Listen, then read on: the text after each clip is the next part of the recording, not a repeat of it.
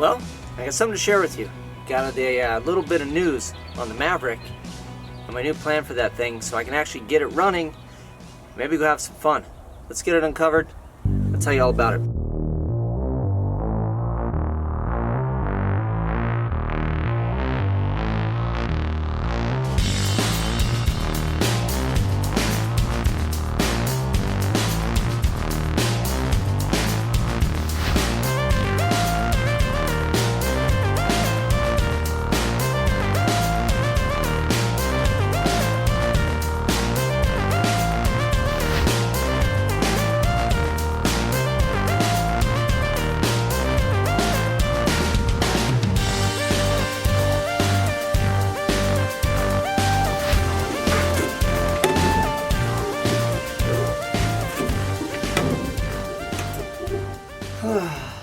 Alright, now that we're in here, I can share with you the super duper secret, top secret, okay, not really. It's not really a secret at all. But my plan for this car, what I really would like to do, is I just want to drive it. I just want to get in this thing, hit the loud pedal, do some burnouts, and just sit right here, but actually be able to, the steering wheel's locked like somebody's gonna steal it. But I'd like to be able to sit in here and drive. So in order to get from the pile of scrap, essentially, that I'm sitting in, to a running, driving car, I'm going to treat it more like the Malibu. I know some people are probably disappointed because they think the Malibu is a big piece of shit. Well, I'll tell you what, it's one of the funnest cars I've owned because I don't have to worry about the car. I don't have a ton of money in the car, but I still have more fun than I do less fun, if that makes sense. But you know what I'm saying. I have more fun with it than I don't.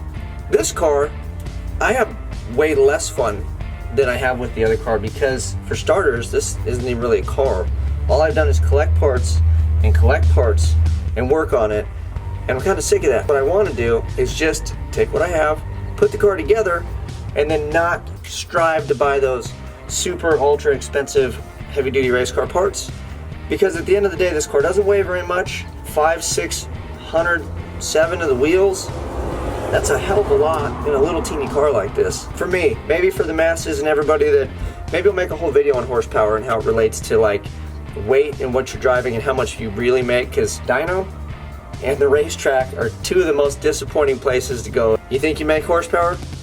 No, you don't. You think your car is fast in the quarter mile? It's not. So you gotta go because you enjoy it and because it's fun, and set goals for yourself and go about it that way. If you go expecting to hit a number with horsepower, you go expecting my car goes this fast, you're setting yourself up for failure because you're gonna fail and you're gonna get disappointed. Even if you have the fast car, it's not set up probably first couple times out, and even if you think you make horsepower and your shit's rowdy and you can do burnouts, it doesn't take as much horsepower as you think to make a car rowdy and to scare you. So let me show you where we got on this thing, show you under the hood, kind of explain what we're doing, where we're going with it. So let's check it out.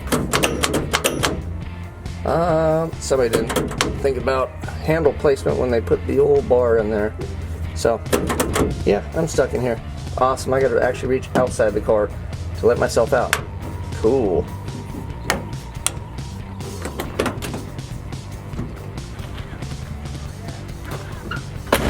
The other thing we're gonna put in this bad boy is a removable steering wheel. We'll get there. We're not there yet. It's coming.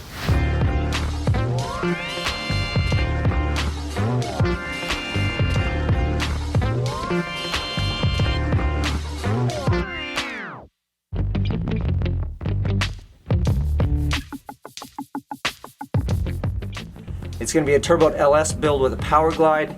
That is the mock-up motor that's in there. If you're wondering about the room, yes, there is a bunch of room. Could I move the motor back? You bet I could, but there's so much room for activities, man. I can reach the bell housing bolts, I can see the transmission, and the whole issue with that is, are you going to get traction? Am I going to get traction? I don't know. Can I work on it easy? You bet. Am I going to leave it that way? You bet. I gotta think of something clever for all the guys, because I know as soon as people see the engine bay, they're gonna go, push the motor back, push the motor back. Why didn't you push the motor back? Is the motor back? Could you move that back? Why didn't you move it back? Why is it not back? I know it can go back. I've asked the best dudes I know, and the consensus is we can hopefully tune that out with suspension, and if I can't, then I will move the motor back. But underneath the car, there's like old crossmember pieces where the old crossmember for the other transmission used to live, and if I move the motor to where it's supposed to go, which is back next to the firewall, it puts the mounting points right where all that crap is. So then I gotta cut even more shit out, and I don't really want to do that. I'm happy with where it is, so we're just gonna leave it, let the dice roll, and that's what we're gonna do. Next thing on the agenda is to cut out this bar. I don't even know if you can see it. It's this bar right here, this is the knee bar. This bar needs to come out. Then I'll take the steering column out.